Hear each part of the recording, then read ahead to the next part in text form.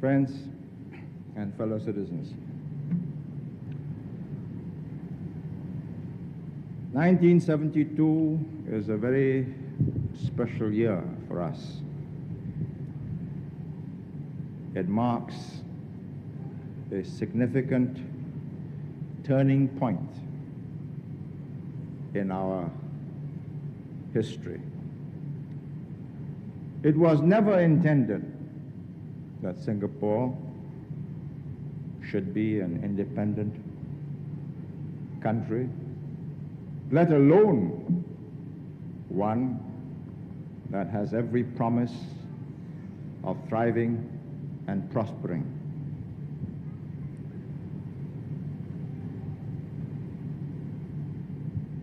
Seven years ago, many wrung their hands in despair. How were we to solve all the enormous problems which, even with British tutelage and more or less an integrated or a linked economy with then Peninsular Malaya or the Federation of Malaya, when we could not solve our unemployment problems, then how were we, after we were out of Malaysia, to solve it? And when in 1968, just 4.5 years ago, we were told that 20% of our GNP was to be knocked off, people just gave us up for lost. Tonight, I think we have cause for rejoicing.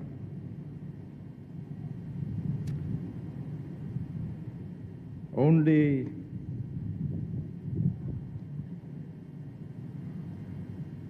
a tough-minded people, united in their resolve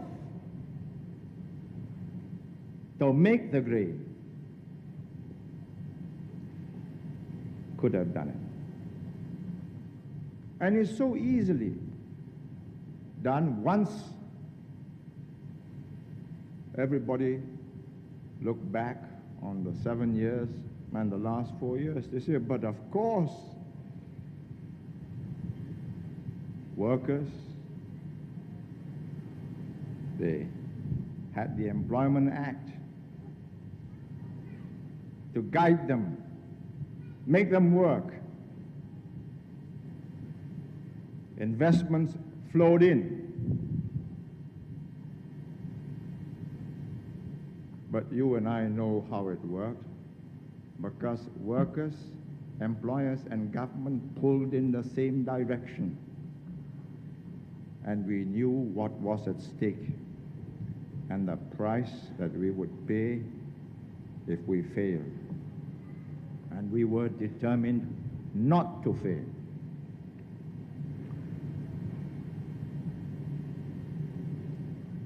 Today, I think it's useful if we took stock of our position. In 13 years, since we took office, 13.25, if you want to be accurate,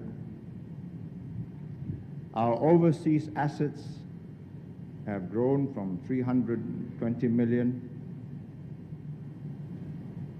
13 times to 4,200 million. That's just the overseas assets. But our own development, the increase in wealth, the infrastructure, the generating stations, the wharfs, container terminals, reclaimed land. I could read out a whole host of such.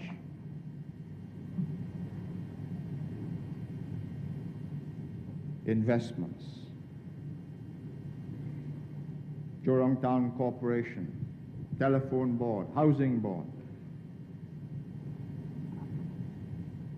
Just on paper alone, just the paper figures, excluding defense and internal security, which we pay for, mind you, every armor light that we assemble and the spare part that we manufacture, we pay the company royalty. Nobody gives us things for free like South Vietnam. And we can look the world in the eye. But excluding all that, we have added on paper another 4,000 million. But if you take into account increase in what the things are now worth and depreciation, of course, for the things that have been run down, I think we could round it off, both external assets and internal increase in wealth, to $10,000 million, which means about $5,000 per person, man, woman, and children. And a nation, just like a family or a limited company, the kind of returns that they can give, the output, depends on the capital assets it has got. If all your firm has got are screwdrivers and hammers, making nails, your total output is going to be negligible.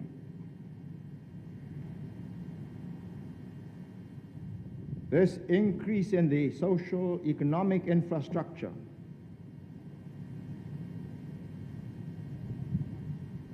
meant that our incomes, GDP, gross domestic product, as the economists said, trebled in the last decade. And last year it was over $3,000 per person. And because of that, the Canadians, well, very friendly and very kind-hearted people, they divided it by 3, not taking into account the fact that when the magic figure of $1,000 is taken as having crossed the underdeveloped to the developed line, they say, well, you are developed, and this year, no more scholarships to Singapore. Well, I thank the Prime Minister, Monsieur Pierre Trudeau, for the help that he gave us for all those years.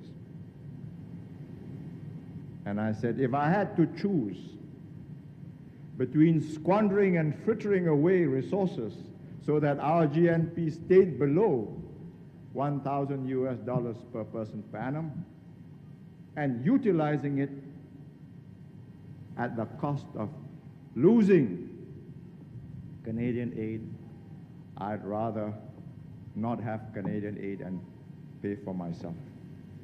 And I hoped that his other recipients in Asia and in Africa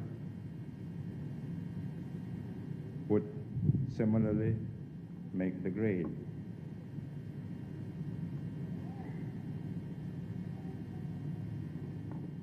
Perhaps one of the important points, or the reasons why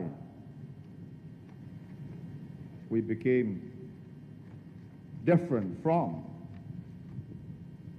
the other countries, is that we never believed anything was for free.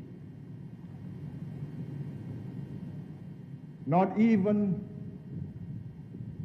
the water that we drink, which we pay for, or part of it we pay for, or the air that we breathe, even the fans that keeps you cool. That means oil, which means royalties to the OPEC countries.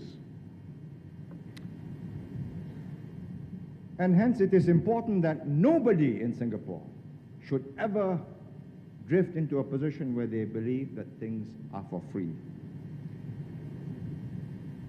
And I'm sure Mrs. Bandaranaike, the Prime Minister of Ceylon, spoke from her heart when she said this, as reported when she left China on the 23rd of July. She said, "I really felt ashamed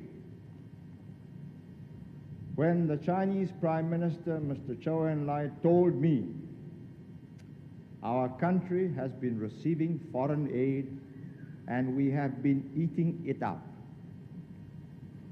giving rice-free, health services and education free as we are doing, and that is not the correct road to socialism." Zhou Enlai told me categorically. So said Mrs. Bandaranaike. Has nothing for free.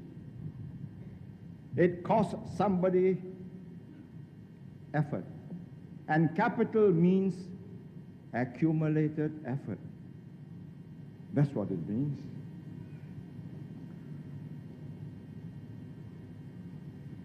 And so, I cannot but express my sympathy for those who wanted to improve on their accumulated effort and invested in chit funds. People who lost, for whom I have sympathy, are not those who went and gambled day by day. I'm told that, you know, there are many things that goes on in Singapore without my knowing it or any of my colleagues knowing it. We didn't know that there were such things as chit funds that go every day. Well, those who gambled, they deserved it. But there were housewives, teachers, pensioners, who believed that this was an attractive way of increasing their savings, with interest ranging from 20 to 40, sometimes even 50%.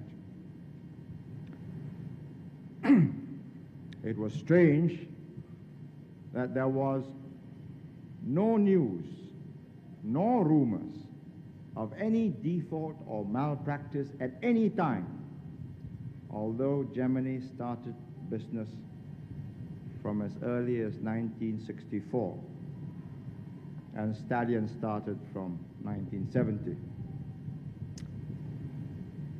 When MAS accountants, Singapore Monetary Authority, discovered the astonishing facts, the government acted at once to minimize losses. Maximum restitution is our aim. All assets must be frozen and all property ferreted out and recovered. All subscriptions due from those who have bid must be collected as and when they are due, whether daily, weekly, or monthly. Maximum recoveries of all monies, properties, and assets that can be got at is the primary objective. And when all these monies have been collected, the official receiver will distribute them pro rata to all live subscribers. which means those who have contributed but have not yet drawn on the chit funds. And needless to say, I believe the Attorney General knows that his duty will be to see that justice is fully and publicly done in our courts. I think it would be wrong to prejudge whether these monies were lost through ill-advised investments or for other reasons. But I think Singaporeans must become a little more sophisticated.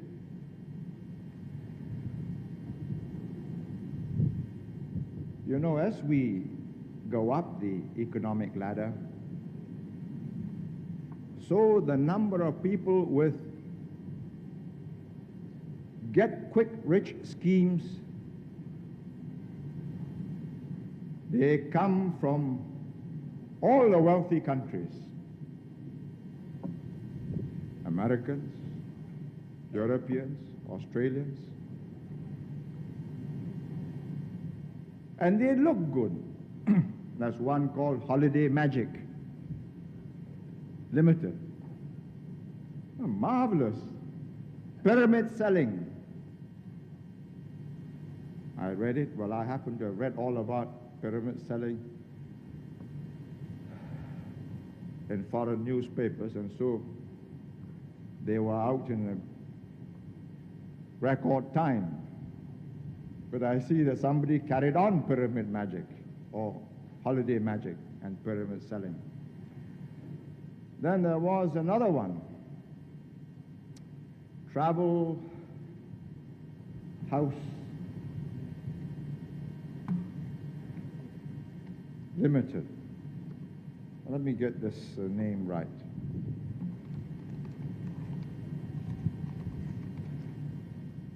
Travel House Corporation Private Limited. Sounds wonderful. Within a space of a few months, people sold goods or bought tickets from them worth nearly $500,000. And now, as the phrase goes, the police are looking for Mr. Gardner, an Australian whom they believe can help them clear up this mystery. We just cannot go on being silly. The country grows, the world's fastest growing country, Japan, has been growing at a rate of 15% per annum, which means that some of their best companies may make 25%.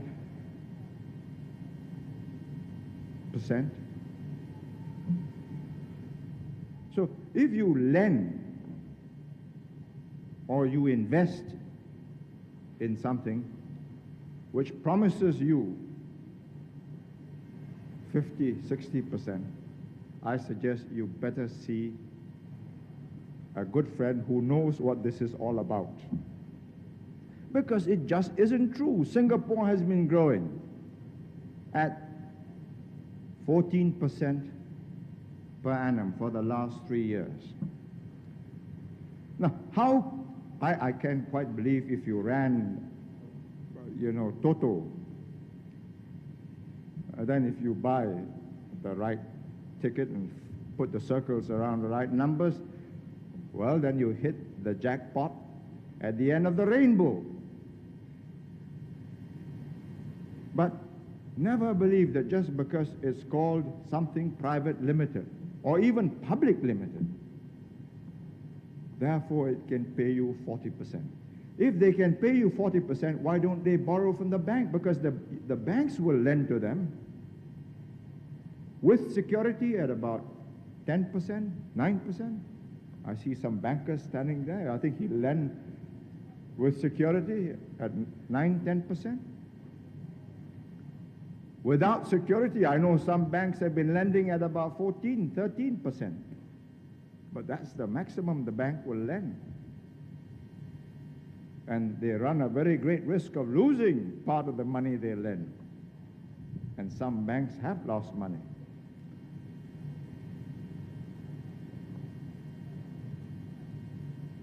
The simple fact is, never believe just what you see. Better delve deeper into it.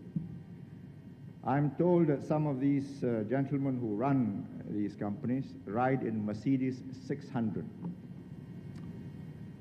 Well, you know, my colleagues and I, we run, if you like, I mean, this is a company, the Singapore government has a budget of $1,700 million a year. And we only ride, I ride only in a Mercedes 280. And here are people riding in Mercedes 600. Something must be happening. Can it be growing from trees? So I think sophistication is an essential factor in growing up. True, we all want to make money. True, we all want to increase our savings. But I say, if there's any doubts about it, my colleague, the Minister for Finance, offers bonds. 5.75% income tax free. Or if you think it's too troublesome to go to the MAS, Monetary Authority, to collect the bonds, just go to the Post Office Savings Bank, 4% income tax free. We guarantee you no losses.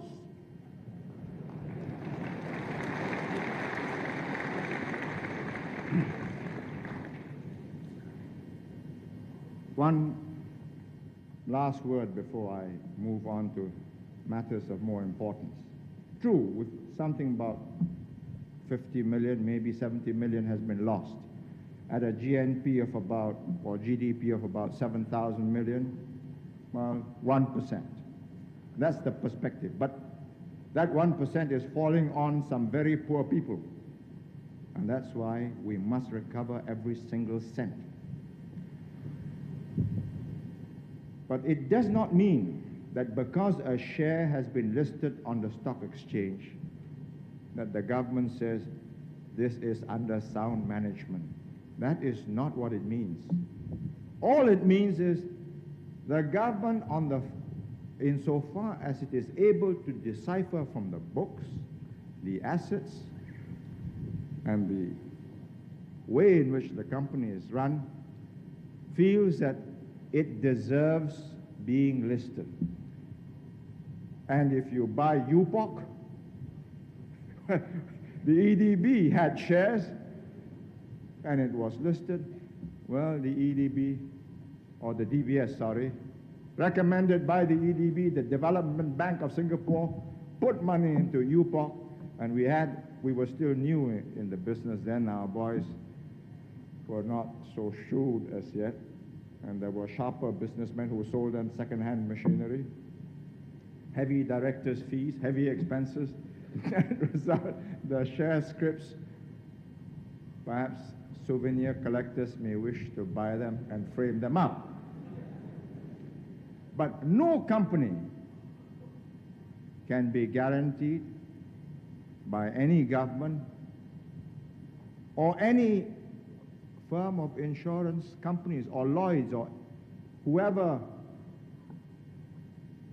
undertakes the floating of a company or underwrites the floating of a company can say that it will not be fraudulent. You have got to make up your own mind and decide whether you should risk your money in it.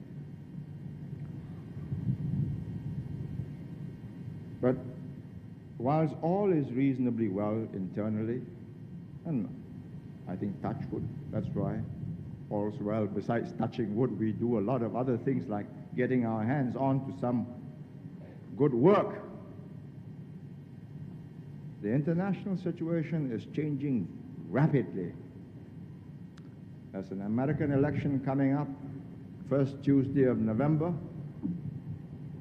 Maybe there won't be spectacular changes. I hope not, anyway, for us. There's an Australian election coming up anytime October, November this year. And I think we have taken note and we acknowledge the right of any Australian government to act in accordance with what they consider to be their national interests. And if the Australian Labor Party becomes the Australian government and says they would wish to withdraw their troops and the mirages, well, it is within their sovereign right, and indeed all they need to do under the ANZUC arrangement is to hold consultations in any case. And it is against this backdrop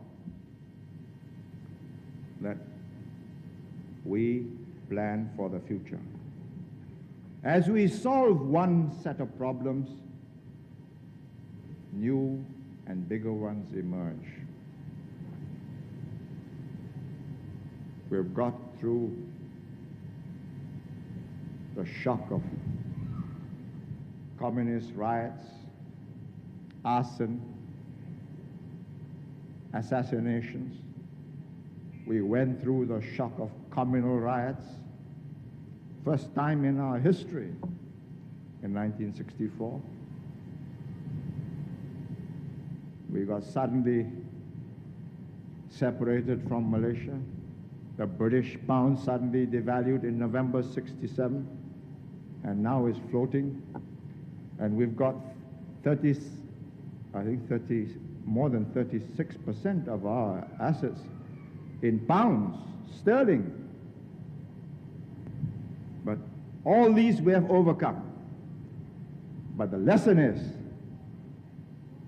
we have, in the last analysis, only ourselves to depend on. If we lack the guts and the gumption to stand up for ourselves, then I say, write it off, forget it.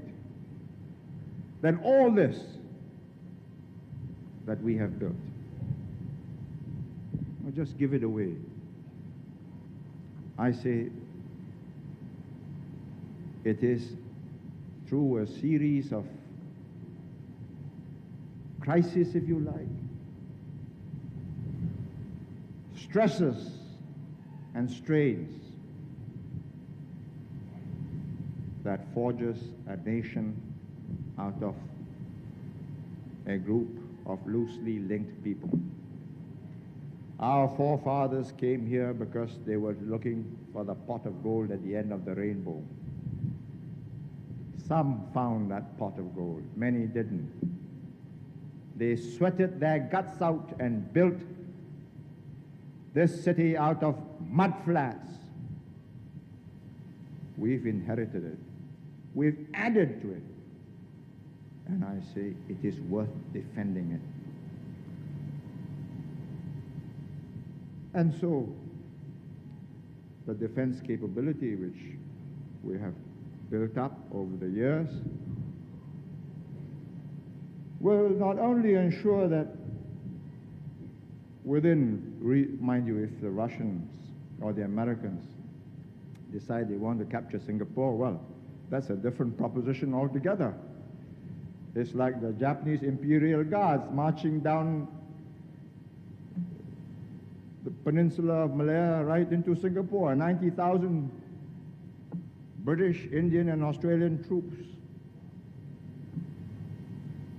were captured, but I saw them fight. I saw the British blow their bagpipes across the causeway. I saw them march to captivity, and I say they were brave men. And that's what we have got to be. We have to be brave. And we need not necessarily have to fight the Japanese Imperial Guards. All we need to do is to have the capacity to ward off any sneak attack for a week to a fortnight, and the UN Security Council can intervene. But of course, if you can't and you're captured within 24 hours, then the whole thing is over. It's a fait accompli.